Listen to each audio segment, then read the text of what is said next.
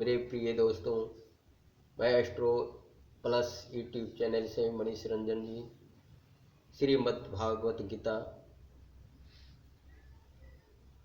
की से आज 2 अध्याय दूसरा सुनाने जा रहा हूँ। आइए ध्यानपूर्वक श्रद्धा और भक्ति से यूट्यूब चैनल का वीडियो देखें और समझें और जीवन में उतारें, लाभान्वित हों। आपका जिंदगी सकारात्मक हो जाएगा और भक्ति में लीन होने का मौका मिलेगा। हम लोग का जीवन ही इसलिए बना है, सबसे मूलतः जीवन क्या है श्रीमद् भागवत गीता से ही पता चलता है। जो हम लोग कर रहे हैं, जो भी है, सब कर्म उन्हीं का लीला है। सबसे मेन जो चीज़ होनी चाहिए हम लोग की लाइफ में, जो करना चाहिए, वो सारी दुविधाओं को मिटाने वाली श्रीमद् भागवत गीता और आगे मार्ग प्रशस्त करने वाले, मुक्ति प्रदान करने वाले सारे प्रभु हमारे बांके बिहारी लाल जी हैं। श्रीमद् भागवत गीता से ही मिलता है।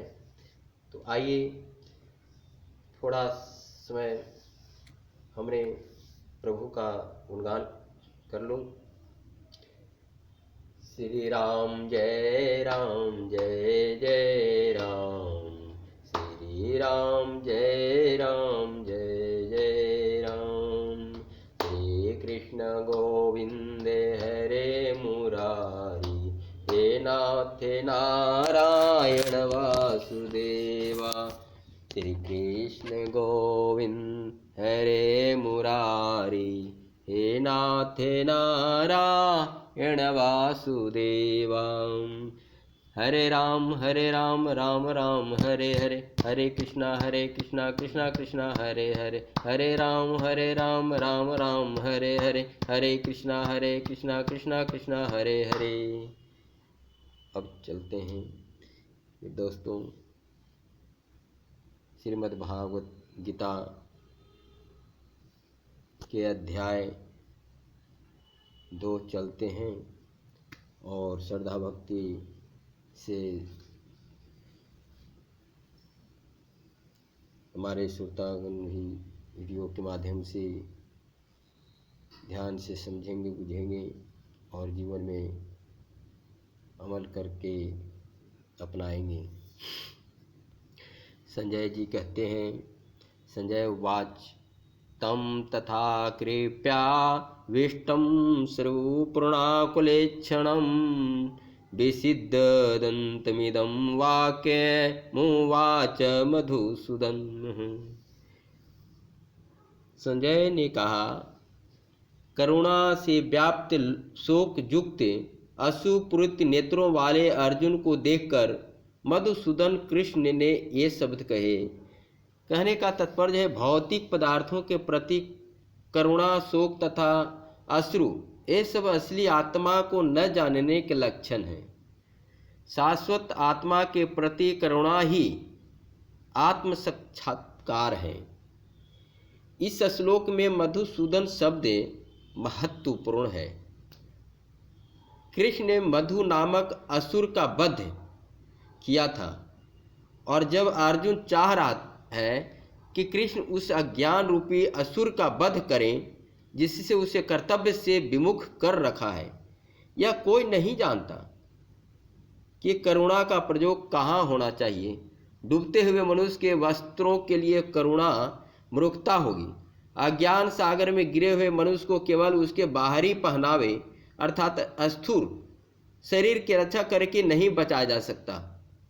जो इसे नहीं जानता और बाहरी पहनावे के लिए शोक करता है वह शूद्र कहलाता है, अर्थात वह वृथा ही शोक करता है।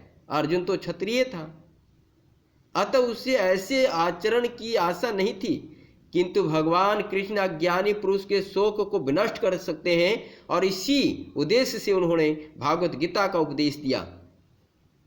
यह अध्याय हमें भौतिक शरीर तथा आत्मा के वैश्लेषिक अध्ययन द्वारा आत्म साक्षात्कार का उपदेश देता है, जिसकी व्याख्या परम अधिकारी भगवान कृष्ण द्वारा की गई है। यह साक्षात्कार तभी संभव है जब मनुष्य निष्काम भाव से कर्म करे और आत्मबोध को प्राप्त हो। श्री भगवान ने कहा कि तत्स्वाकसम्मलमिदं विस्मय समुपस्थितम् अनार्यजोष्टं स्वज्ञर्ज्यं कीर्तिंग्रमर्जुन।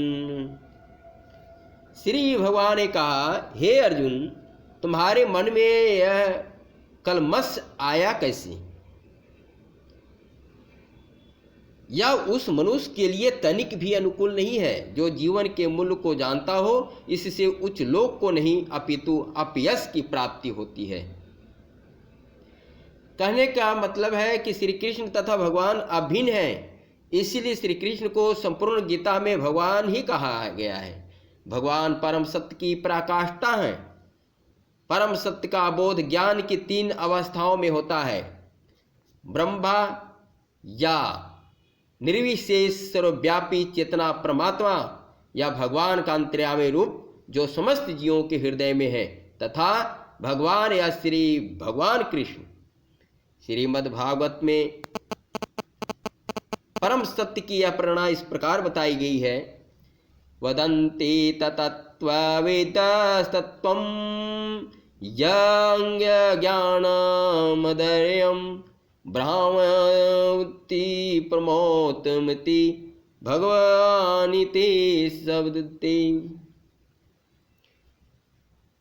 परम सत्य का ज्ञाता परम सत्य का अनुभव ज्ञान को 3 अवस्थाओं में करता है और ये सब अवस्थाएं एक रूप हैं।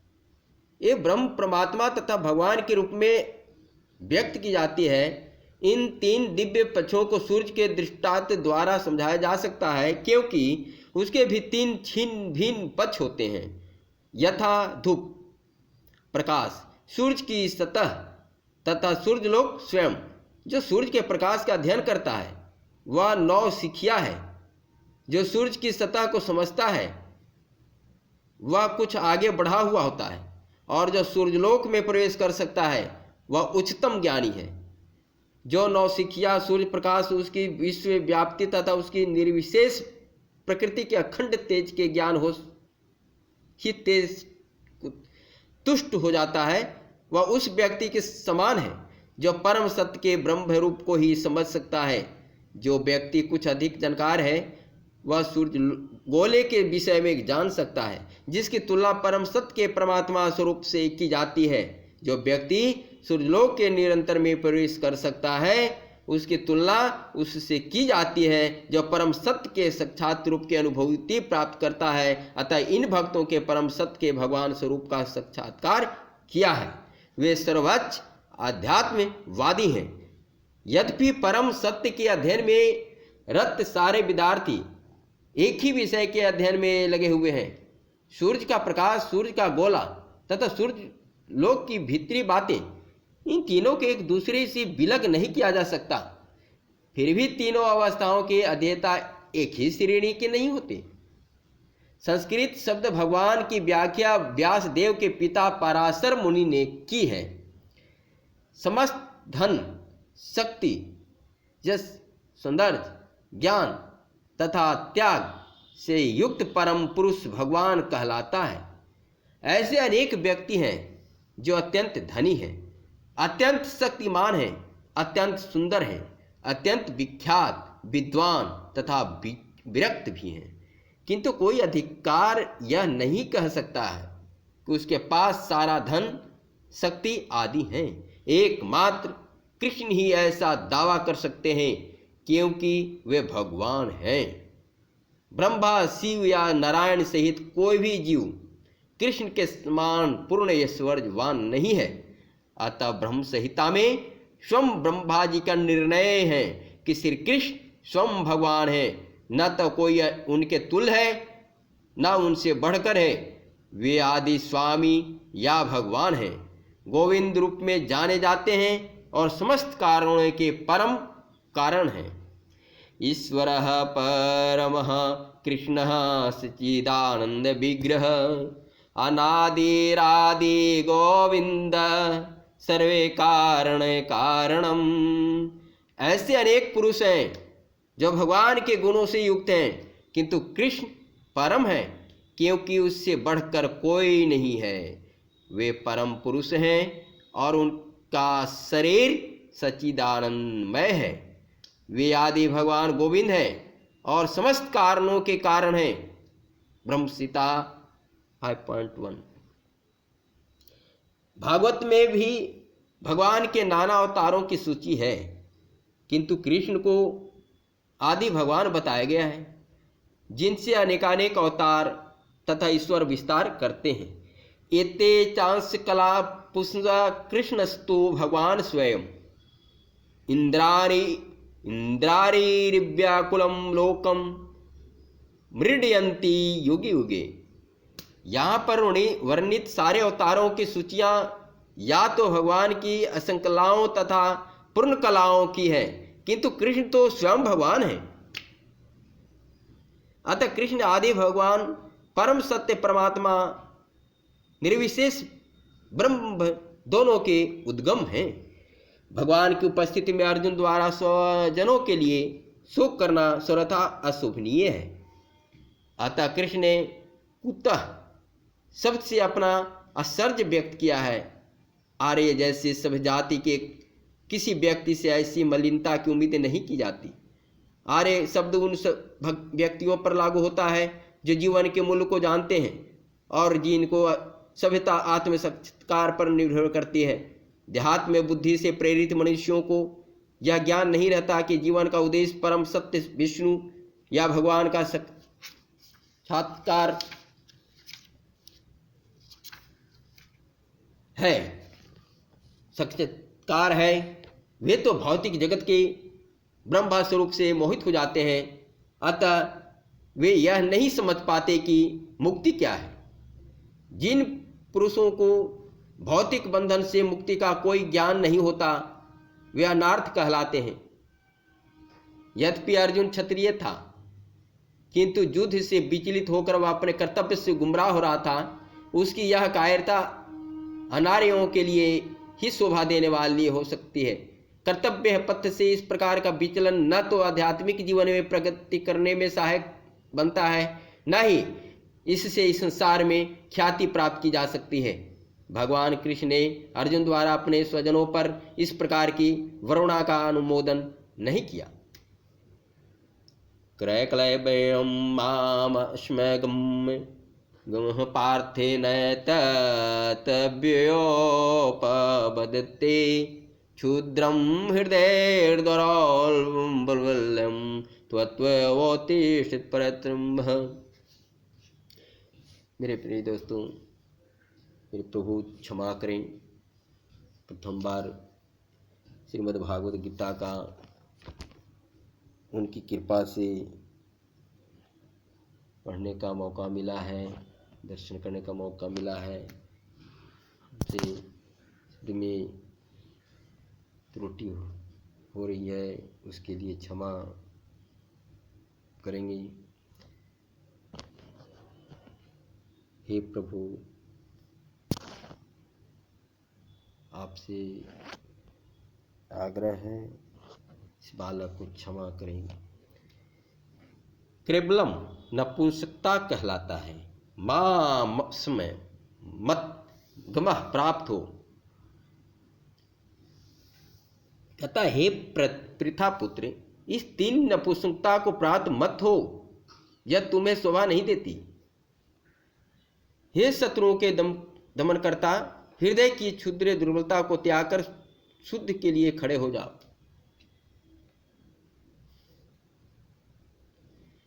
कहने का मतलब है, अर्जुन को पृथा पुत्र के रूप में संबोधित किया गया है। पृथा कृष्ण के पिता वसुदेव की बहन थी। पृथा कृष्ण के पिता वासुदेव की बहन थी, अतः कृष्ण के साथ अर्जुन का रक्त संबंध था। यदि क्षत्रिय पुत्र लड़ने से मना करता है तो वह नाम का क्षत्रिय है, और यदि ब्राह्मण पुत्र अपवित्र कार्य करता है तो वह नाम का ब्राह्मण है। ऐसे क्षत्रिय तथा ब्राह्मण अपने पिता के अयोग्य पुत्र होते हैं। अतः कृष्ण नहीं चाहते थे कि अर्जुन अयोग्य क्षत्रिय पुत्र कहलाए। अर्जुन कृष्ण का घनिष्ठतम मित्र था और कृष्ण अप्रत्यक्ष रूप से उसके रथ का संचालन कर रहे थे, किंतु इन सब गुणों के होते हुए भी यदि अर्जुन युद्ध भूमि को छोड़ता है तो यह अत्यंत निंदनीय कार्य करेगा। अतः कृष्ण ने कहा कि ऐसी प्रवृत्ति अर्जुन के व्यक्तित्व को शोभा नहीं देती। अर्जुन यह तर्क कर सकता था कि वह परम पूज्य भीष्म तथा स्वजनों के प्रति उदार दृष्टिकोण के कारण युद्ध भूमि छोड़ रहा है, किंतु कृष्ण ऐसी उदारता को केवल हृदय दौर्बल्य मानते हैं। ऐसी झूठी उदारता का अनुमोदन एक भी शास्त्र नहीं करता। अतः अर्जुन जैसे व्यक्ति को कृष्ण के प्रत्यक्ष निर्देशन में ऐसी उदारता या तथा कथित अहिंसा का परित्याग कर देना चाहिए। अर्जुन उवाच कथम भीष्महं संख्ये द्रोणं च मधुसूदन येषुभिः प्रतियोत श्याम पूजार्हावरिसूदन। अर्जुन ने कहा, हे शत्रुहंता, हे मधुसूदन, मैं युद्ध भूमि में किस तरह भीष्म तथा द्रोण जैसे पूजनीय व्यक्तियों पर उलटकर बाण चलाऊंगा। कहने का तात्पर्य भीष्म पितामह तथा द्रोणाचार्य जैसे सम्माननीय व्यक्ति सदैव पूजनीय हैं। यदि वे आक्रमण भी करें तो उन पर उलटकर आक्रमण नहीं करना चाहिए। यह समान शिष्टाचार है कि गुरुजनों से वाग्युद्ध भी न किया जाए। यहाँ तक कि यदि कभी वे रुक्ष व्यवहार करें तो भी उनके साथ रुक्ष व्यवहार न किया जाए। तो फिर भला अर्जुन उन पर बाण कैसे छोड़ सकता था? क्या कृष्ण ने कभी अपने पितामह नाना उग्रसेन या अपने आचार्य सांदीपनि मुनि पर हाथ चला सकते थे? अर्जुन ने कृष्ण के समक्ष यही कुछ तर्क प्रस्तुत किए। गुरुण हत्वा हि महानुभावान् श्रेयो भोक्तुं भयच्यम्पिह लोके आहत्वार्थे कामास्तु गुरुनिहयो भुञ्ज्य भोगानुरुद्रेर प्रतिदिग्धान्। ऐसे महापुरुषों को जो मेरे गुरु हैं, उन्हें मार कर जीने की अपेक्षा इस संसार में भीख मांगकर खाना अच्छा है। भले ही वे संसारिक लाभ के इच्छुक हों, किंतु है तो गुरुजन। यदि उनका वध होता है तो हमारे द्वारा भोग प्रत्येक वस्तु उनके रक्त में सनी होगी। शास्त्रों के अनुसार ऐसा गुरु जो निश्चय क्रम में रत हो और जो विवेक शून्य हो त्याज है। दुर्योधन से आर्थिक सहायता लेने के कारण भीष्म तथा द्रोण उसका पक्ष लेने के लिए बाध्य थे। यद्यपि केवल आर्थिक लाभ से ऐसा करना उनके लिए उचित न था। ऐसी दशा में वे आचार्यों का सम्मान खो बैठे थे, किंतु अर्जुन सोचता है कितने पर भी उसके गुरुजन हैं, अतः उनका वध करके भौतिक लाभों का भोग करने का अर्थ होगा रक्त से सने अवशेषों का भोग। न चित्तादि न करतरस्निग्रियो यदा जमय यदा जयम यदि वा नो जययु जान्यो हत्वा न जिजीविषाम अस्ते आविष्टिता प्रमुखे धारते राष्ट्र। हम भी यह भी नहीं जानते कि हमारे लिए क्या श्रेष्ठ है, उनको जितना या उनके द्वारा जीते जाना। यदि हम धृतराष्ट्र के पुत्रों का वध कर देते हैं तो हमें जीवित रहने की आवश्यकता नहीं है, फिर भी वे युद्ध भूमि में हमारे समक्ष खड़े हैं। कहने का मतलब है कि अर्जुन की समक्ष में यह नहीं आ रहा था कि वह करे तो क्या करे, युद्ध करे या अनावश्यक रक्तपात का कारण बने। यद्यपि क्षत्रिय होने के नाते युद्ध करना उसका धर्म है, या फिर वह युद्ध में विमुख होकर भीख मांगकर जीवन यापन करे। यदि वह शत्रु का जीतता नहीं तो जीविका का एकमात्र साधन भिक्षा ही रह जाता। फिर जीत भी तो निश्चित नहीं है, क्योंकि कोई भी पक्ष विजयी हो सकता है। यदि उनकी विजय हो भी जाए तो भी यदि धृतराष्ट्र के पुत्र मरते हैं तो उनके बिना रह पाना अत्यंत कठिन हो जाएगा। उस दशा में यह उसकी दूसरे प्रकार की हार होगी। अर्जुन द्वारा व्यक्त इस प्रकार के विचार सिद्ध करते हैं कि वह न केवल भगवान का महान भक्त था, अपितु वह आध्यात्मिक प्रबुद्ध और अपने मन तथा इंद्रियों पर पूर्ण नियंत्रण रखने वाला था। राज परिवार में जन्म हो लेकर भी भिक्षा द्वारा जीवित रहने की इच्छा उसके व्यक्ति का दूसरा लक्षण है।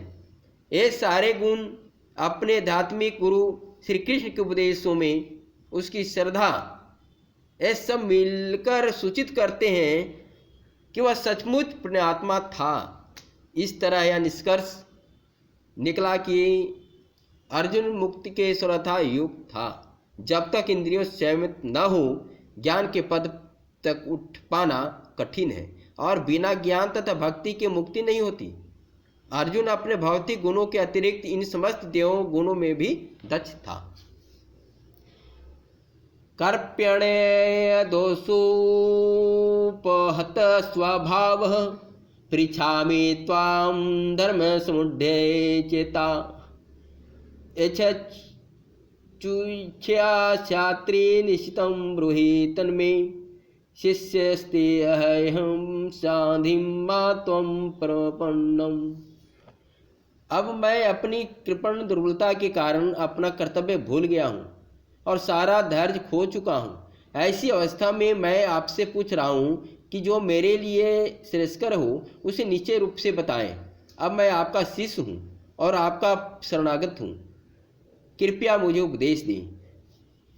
अब यहाँ पर कहने मतलब है क्या प्राकृतिक नियम है, भौतिक कार्यकलाप की प्रणाली की हर एक के लिए चिंता का कारण है।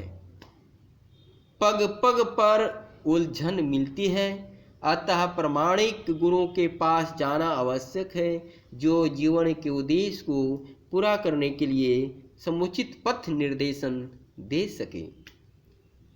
समग्र वैदिक ग्रंथ हमें यह उपदेश देते हैं कि जीवन की अनचाही उलझनों से मुक्त होने के लिए प्रामाणिक गुरु के पास जाना चाहिए। ये उलझने उस दवाग्नि के समान है जो किसी के द्वारा लगाए बिना भभक उठती है। इसी प्रकार विश्व की स्थिति ऐसी है कि बिना चाहे जीवन की उलझने स्वतः उत्पन्न हो जाती है।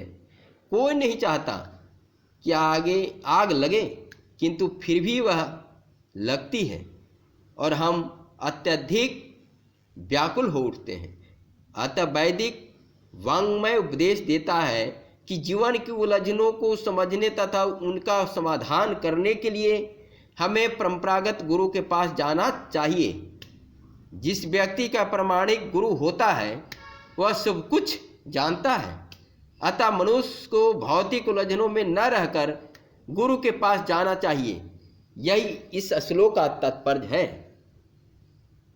आखिर भौतिक उलझनों में कौन सा व्यक्ति पड़ता है? वह जो जीवन की समस्याओं को नहीं समझता। बृहदारण्यक उपनिषद में व्याकुल मनुष्य का वर्णन इस प्रकार हुआ है। ये वा यदक्षरम यज्ञं विदित्वाश्माल्लोकात् प्रति स कृपणः। कृपण वह है जो मानव जीवन की समस्याओं को हल नहीं करता और आत्म साक्षात्कार के विज्ञान को समझे बिना कुकर सुकर की भांति इस संसार को त्याग कर चला जाता है।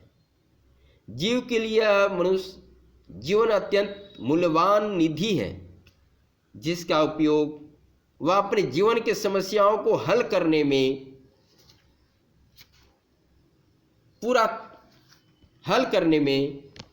कर सकता है। अतः जो इस अवसर का लाभ नहीं उठाता वह कृपण है।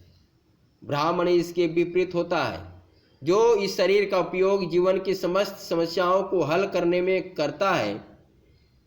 या एतदक्षरं ग्रागी विदित्वा रश्मालकोक्तात् प्रति सह ब्राह्मण देहात्म बुद्धि वश कृपण या कंजूस लोग अपना सारा समय परिवार, समाज, देश आदि के अत्यधिक प्रेम में गंवा देते हैं।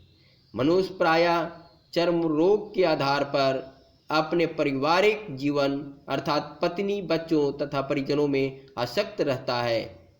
कृपण यह सोचता है कि वह अपने परिवार को मृत्यु से बचा सकता है, अथवा वह यह सोचता है कि उसका परिवार या समाज उसे मृत्यु से बचा सकता है। ऐसी पारिवारिक आसक्ति निम्न पशुओं में भी पाई जाती है, क्योंकि वे भी बच्चों की देखभाल करते हैं। बुद्धिमान होने के कारण अर्जुन समझ गया था कि पारिवारिक सदस्यों के प्रति उसका अनुराग तथा मृत्यु से उनकी रक्षा करने की उसकी इच्छा ही उसकी उलझनों का कारण है। यद्यपि वह समझ रहा था कि युद्ध करने का कर्तव्य उसकी प्रतीक्षा कर रहा था, किंतु कृपण दुर्बलता के कारण वह अपना कर्तव्य नहीं निभा रहा था। अतः वह परम गुरु भगवान कृष्ण से कोई निश्चित हल निकालने का अनुरोध कर रहा है। वह कृष्ण का शिष्यत्व ग्रहण करता है। वह मित्रतापूर्ण बातें जल्द बंद करना चाहता है। गुरु तथा शिष्य की बातें गंभीर होती हैं, और अब अर्जुन अपने मान्य गुरु के समक्ष गंभीरतापूर्वक बातें करना चाहता है। इसीलिए कृष्ण भगवत गीता ज्ञान के आदि गुरु हैं और अर्जुन गीता समझने वाला प्रथम शिष्य है। अर्जुन भगवत गीता को किस तरह समझता है यह गीता में वर्णित है। तो भी मूर्ख संसारी विद्वान बताते हैं कि किसी को मनुष्य रूप कृष्ण की नहीं बल्कि अजन्मा कृष्ण की शरण ग्रहण करनी चाहिए। कृष्ण के अंतः तथा ब्रह्मांड में कोई अंतर नहीं है। इस ज्ञान के बिना जो भगवत गीता के उलझने का प्रयास करता है वह सबसे बड़ा मूर्ख है। न ही प्रपश्यामि समाप्नुध्याद यच्छोकमुच्छोस नमिन्द्रियाणाम अवाप्य भूमा वस पल्लमृदम राज्य सुराणामपि चाधिपत्यम। कहने मतलब है, मुझे ऐसा कोई साधन नहीं दिखता जो मेरी इंद्रियों को सुखाने वाले इस शोक को दूर कर सके। स्वर्ग पर देवताओं के अधिपति की तरह इस धनधान्य संपन्न सारी पृथ्वी पर निष्कंटक राज प्राप्त करके भी इस शोक को दूर नहीं कर सकूंगा।